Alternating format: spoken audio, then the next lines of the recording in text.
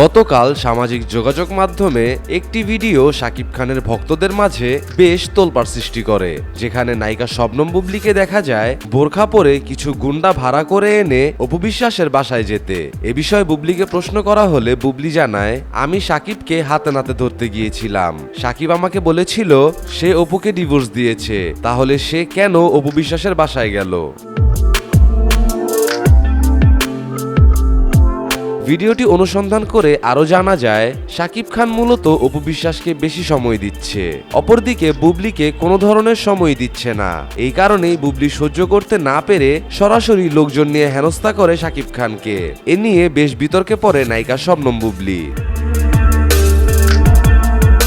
আমার মতে শবনম বুবলির এই কাজটি মোটেও ঠিক হয়নি। যত যাই হোক না কেন, শাকিব তো তার স্বামী, আর দোষের দিক থেকে দেখতে গেলে অপুর চেয়ে বুবলির দোষটা একটু বেশি। কারণ শাকিব খান এবং অপু বিশ্বাস আগে থেকেই বিবাহিত ছিল, সেখানে বুবলি কেন একজন বিবাহিত পুরুষকে বিয়ে করতে গেছে।